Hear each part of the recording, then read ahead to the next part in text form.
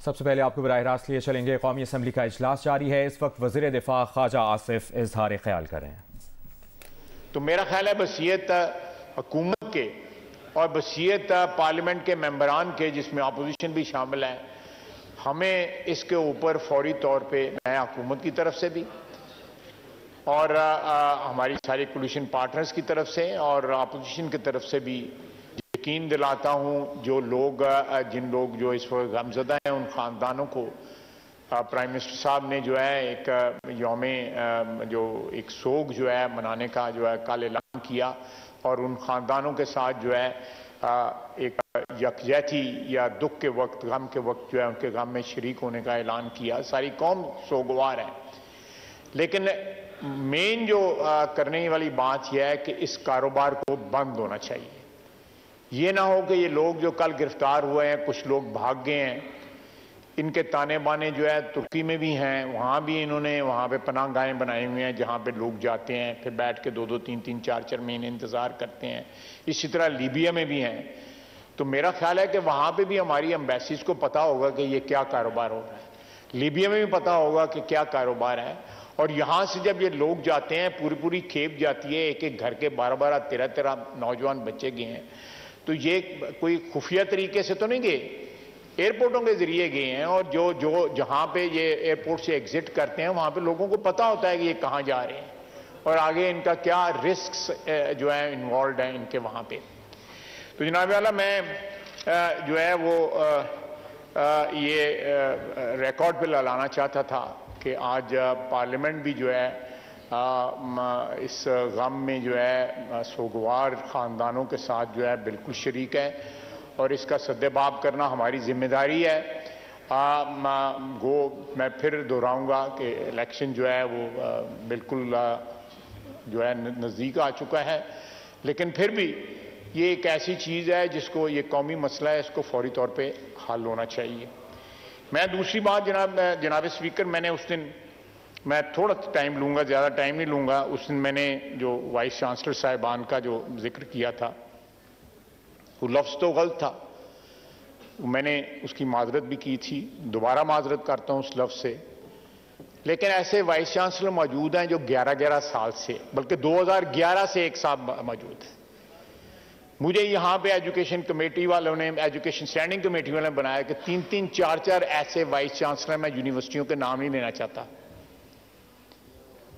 जिनको standing committee हमारी समी गिलानी साहब यहाँ पे नहीं है, स्टैंडिंग कमेटी वाले बुलाते हैं, वो नहीं आते, डिफाई करते हैं, डिस्पाइट द फैक्ट कि यहाँ पे हमने एक लॉ भी पास किया है कि जो बंदा डिफाई करे ऑर्डर्स को स्टैंडिंग कमेटी के, वो नहीं आते। ये मैंने कोई खाली खुली बात नहीं की थी। जहाँ तक मेरा उस लफ्ज़ का इस्तेमाल था, उसके लिए मैं फिर माजरत करूँगा, लेकिन जहाँ पे कॉन्डक्ट है, कॉन्डक्ट जो है हमारे बहुत सी यूनिवर्सिटियाँ जो हैं, मेजॉरिटी नहीं चले, लेकिन फिर भी ओवरवेलमिंग तादाद में जो है इस किस्म के हालात ज़रूर हैं कि एक साहब जो हैं वो टर्मिनेट हुए हैं, वो फिर स्टे लेके बैठे हुए हैं। इंजीनियरिंग का एक अदारा है, ये मेरा भाई नहीं आ जाया हुआ, उस दिन पीछे बैठ के ये मुझे सारी इंफॉर्मेशन वही प्रोवाइड कर रहा था, तो वो राना तनवीर साहब। तो ये मैं रिकॉर्ड पे लाना चाहता हूं कि ये हमारी दरसगाहें जो हैं, इनका एक अपना तकद्दस है, एक अपना एहतराम है। इनको ऐसे लोगों के हाथों जो है होना चाहिए जो ठीक है, रोजगार तो है ही, तनख्वाह के बगैर तो कोई नहीं काम करता, लेकिन साथ ये स्पिरिट हो, खिदमत की स्पिरिट हो, अपना जो इक्तदार या अपनी पोजीशन को परपेचुएट करने की जो है एम्बिशंस ना हो। जब वक्त मुकर्रर हो जाए उसके बाद घर जाएं। पेंशन भी है, बिलियंस का जो है वो डिस्पोजल है इनके ऊपर जो है। आपने बजट के अंदर एक 65 अरब एक और एक 70 करोड़ अरब एक 135 अरब रुपया जो मुख्तस किया है दूसरे। दूसरी बात जनाब, मैं क्लैरिफिकेशन करना चाहता हूं, मैंने उस दिन ओवरसीज पाकिस्तानीज के बारे में बात की, लेकिन उसमें मैंने एक्सेप्शन की कि जो गल्फ में हमारे लोग जो है, अरेबियन गल्फ जीसीसी कंट्रीज में जो लोग काम करते हैं, मैंने उनकी तारीफ की, अपना एक्सपीरियंस बताया। मैं 13 साल वहां पे रहा, मैं ओवरसीज पाकिस्तानी था, मैं रोजगार के लिए बाहर गया हुआ था। मुझे उनकी खिदमात का जो है एहसास है। मैंने उस दिन भी तारीफ की थी, आज फिर तारीफ करता हूं, आज फिर एक्नॉलेज करता हूं कि इस वक्त मेजर सोर्स जो है 90 लाख 95 लाख पाकिस्तानियों में जो 65 लाख पाकिस्तानी जो है वो जीसीसी कंट्रीज में है, जिसमें मेनली जो है वो हमारे पंजाब केपी के भी हैं, बलूचिस्तान के भी हैं, सिंध के भी लोग वहां पे हैं। वो इस वक्त पाकिस्तान की एक किस्म की लाइफ लाइन है। वो लाइफ लाइन है इस वक्त हमारी माशी जिंदगी का जो है मेजर जो है इन्हिसार जो है वो उन लोगों की जो तरसीलात हैं जो पाकिस्तान आती हैं उनके ऊपर है। मैंने उस दिन भी कहा था, जरा मेहरबानी करें, मैं आपसे रिक्वेस्ट ही कर सकता हूं। Order in the house please, जरा तशरीफ रखें अपनी अपनी सीटों पे, तशरीफ रखिए।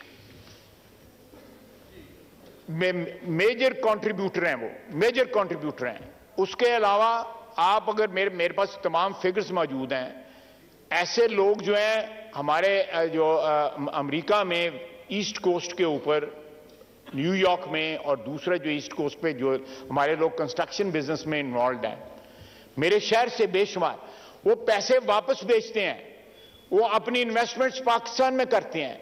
मैंने उन लोगों के बारे में कहा था जिनकी पाकिस्तान में स्टेक्स नहीं रही हुई, जिनके पाकिस्तान के साथ रिश्ते नाते वो नहीं है, जो वो जिन लोगों के रिश्ते नाते जिन लोगों के हैं वो यहां पे हैं, यहां पे गल्फ में हैं, वहां भी न्यूयॉर्क में भी हैं, वो यूरोप में भी हैं, यूके में भी हैं। लेकिन ये हमारे एलिटिस्ट जो हैं, जो लोगों को कहते हैं तरसीलात जो है वो बंद करें, पाकिस्तान भेजना बंद करें, और 9 मई के बाद भी जो है उनका ये सिलसिला जारी है। उनमें से किसी ने जो है कंडेमनेशन नहीं की, जो भी ऑर्गेनाइजेशंस हैं, और वो लिखते हैं अमेरिकन ऑफ पाकिस्तानी डिसेंट, यानी एक किस्म की पाकिस्तान के साथ रिश्ते की डिनाइल है।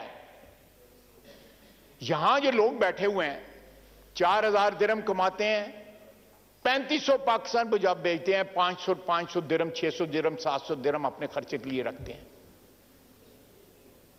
और जहां मैं मेरे सियालकोट मेरे हल्के में बेशुमार अमेरिकन पाकिस्तानी अमेरिकन हैं, वो जहां वहां पे जो मेहनत करते हैं पाकिस्तान भेजते हैं, मैसिव इन्वेस्टमेंट है उनकी रियल एस्टेट में। मैं उन सबको एक्नॉलेज करता हूं, लेकिन जो लोग पाकिस्तान के साथ रिश्ता नाता तोड़ चुके हुए हैं या उनका एक फॉर्मल रिश्ता रहा है और वो अपने आप को अमेरिकन ऑफ पाकिस्तानी डिसेंट कहते हैं, तो मेरा एतराज जो है वो बिल्कुल वैलिड है उनके ऊपर, और वो कायम है, मैं बिल्कुल। और जिस तरह उन्होंने पिछले 1 साल के अंदर जो है लॉबी किया है, जिस तरह वो जाके मिले हैं उन लोगों को जो इन्फ्लुएंशियल है अमेरिका के अंदर या बरतानिया के अंदर या दूसरी जगह पे पाकिस्तान के खिलाफ, आप देखें 9 मई के बाद कुछ शक शुबे की गुंजाइश रहती है कि इमरान खान का क्या एजेंडा था। कितनी कंडेमनेशन आई है वहां से, उसके हक में तो बड़े बयान आते रहे, उसके हक में जो है लॉबी करते रहे वहां पे, उसको प्लेटफॉर्म जो है मुहैया करते रहे वहां पे। लेकिन जब 9 मई का वाकया हुआ, पाकिस्तान पे हमला हुआ, पाकिस्तान की यकजहती पे हमला हुआ, पाकिस्तान के शुहदा के जो है सिंबल्स के ऊपर हमला हुआ, पाकिस्तान की दिफाई जो है वो इंस्टॉलेशंस पे हमला हुआ,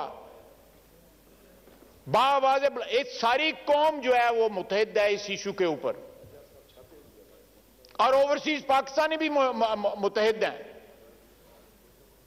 लेकिन एक तबका है जो अलीटिस्ट, पाकिस्तान में भी अलीट कैप्चर हुआ है, वहां भी जो अलीटिस्ट तबका है वो आज भी डिनाइल के अंदर है कि इमरान खान पता नहीं को मसाया है और उसने निजात दिलानी है उनको, और तुसी बाहर बैठे देगे वो सानू निबड़ लेंदे उस नाल। यानी आज कम अज कम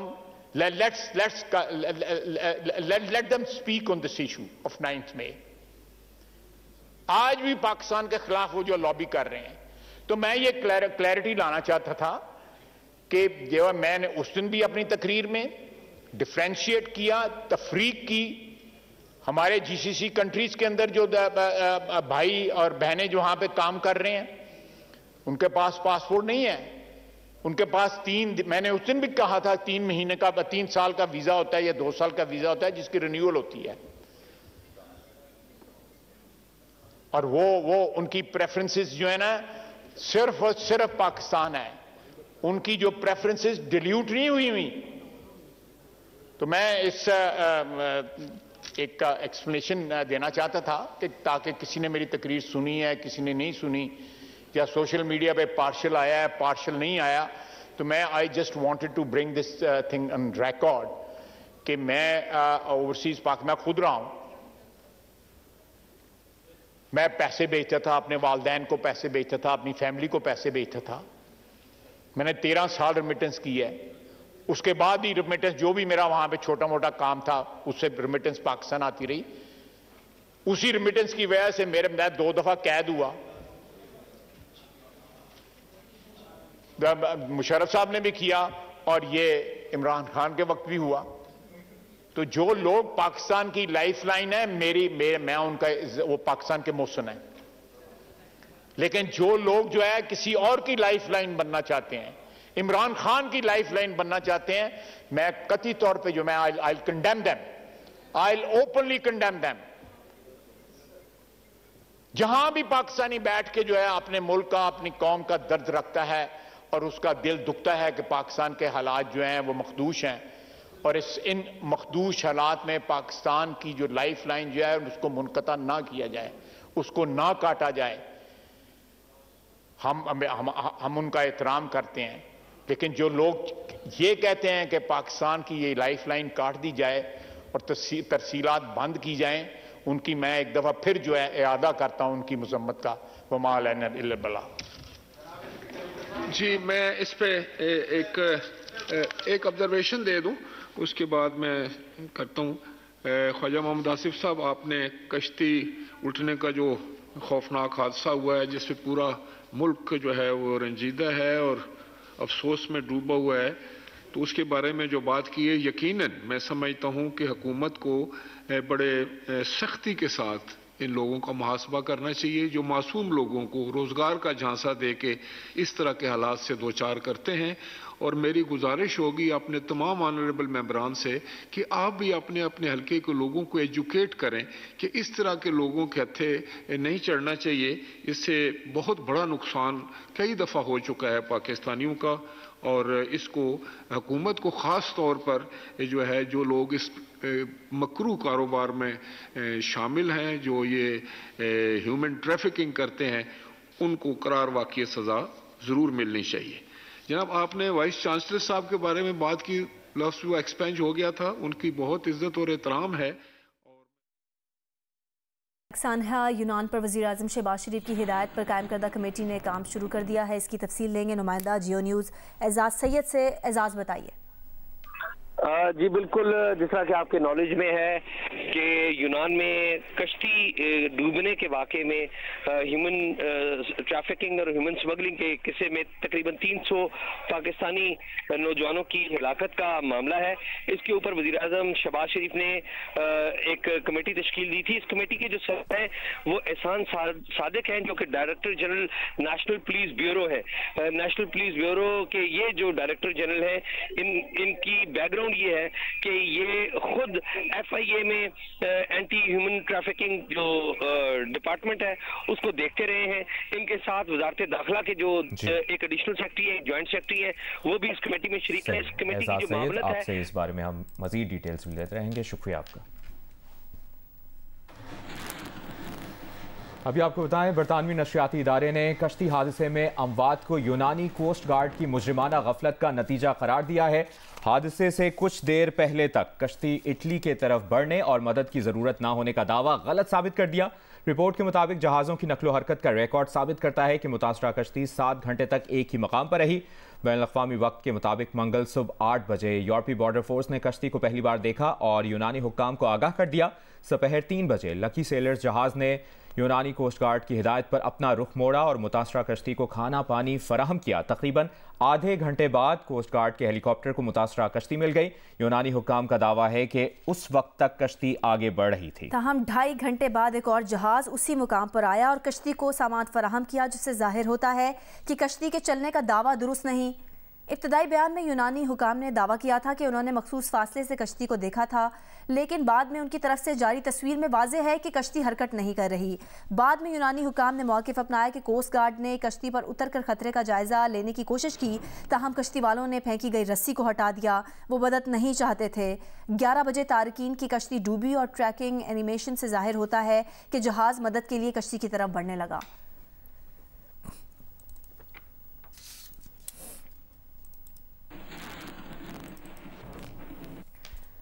यूनान में तारकीन वतन की कश्ती डूबने के वाक़े में मुलविस एक और एजेंट को गिरफ्तार कर लिया गया है। FIA हुकाम का कहना है कि गिरफ्तार एजेंट का ताल्लुक वजीराबाद से है। गिरफ्तार एजेंट रकम लीबिया में मरकजी एजेंट्स को भेजता था। मुतासरा फैमिली की निशानदेही पर गिरफ्तार एजेंट से मरकजी स्मगलर से मुतालिक तहकीकात जारी हैं। FIA हुकाम के मुताबिक शब्बीर नामी एजेंट शहरियों को यूरोप भिजवाने के लिए 23 से 25 लाख तक वसूल करके लीबिया में मरकजी एजेंट्स को भेजता था। FIA anti trafficking circle Gujarat ने मुतासरा फैमिली की निशानदेही पर एजेंट को गिरफ्तार किया और एजेंट से मरकजी स्मगलर्स के हवाले से मजीद तहकीकात का सिलसिला जारी है।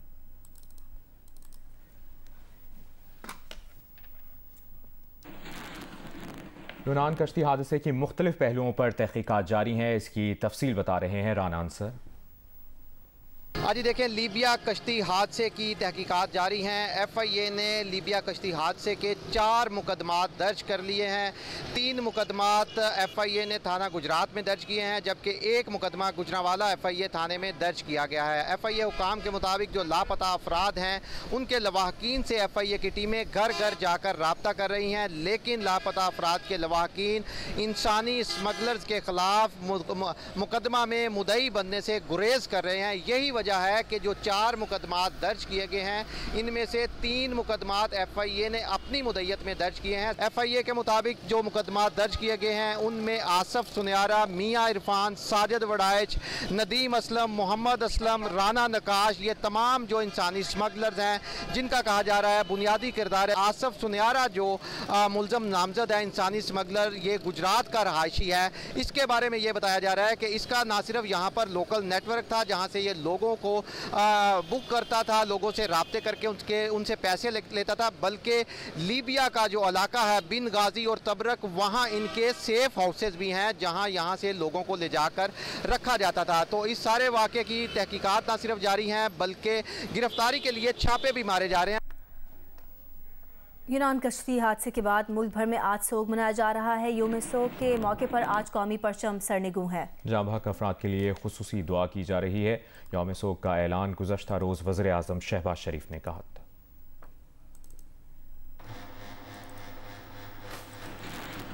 पंजाब का बजट मंजूरी के लिए निगरां सूबाई काबीना में पेश कर दिया गया है। इसकी मुकम्मल तफसील जानते हैं नुमाइंदा जियो न्यूज़ जवाद मलिक से। जी जवाद। जी बिल्कुल, आज 4 माह के जो जारी अखराजात हैं उसका आज बिल जो बजट है 23-24 पंजाब हुकूमत ने काबीना में इसको पेश कर दिया है। बहस जारी है, अभी कुछ ही देर में इसमें इसकी मंजूरी दे दी जाएगी और इसके जो ब्रीफिंग दी जाएगी वो वज़ीर पंजाब या वज़ीर इत्तलात पंजाब आमिर मीर खुद देंगे। इसके जो दस्तावेजात हमने हासिल किए हैं उस मुताबिक पंजाब हुकूमत ने 1719 अरब रुपए का बजट ये इजलास में पेश किया है। जारी अखराजात इसमें 4 माह के लिए 721 अरब रुपए रखे गए हैं। पेंशन के लिए 116 अरब रुपए मुख्तस करने की सिफारिश की गई है।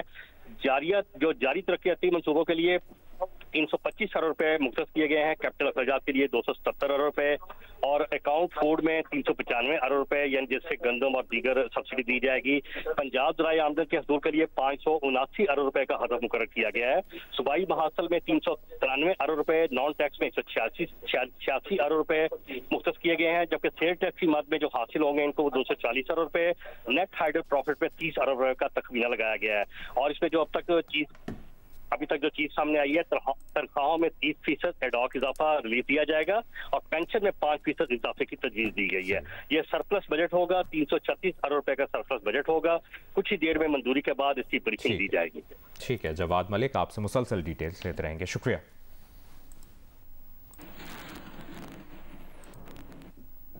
सिंध रेंजर्स की साहिली इलाकों में इमदादी सरगर्मियां जारी हैं। समुद्री तूफान बिपरजॉय के खतरे के पेश नज़र साहिली इलाकों से नकल मकानी करने वाले अफराद की इमदादी कैंप से वापसी का अमल जारी है। सिंध रेंजर्स की जानिब से गांव वापसी पर मुतासरीन को राशन बैग्स जिसमें आटा, दालें, चीनी, खुश्क दूध, दीगर अशिया और पीने का साफ पानी तकसीम किया गया। सिंध रेंजर्स की जानिब से मुतासरा इलाकों में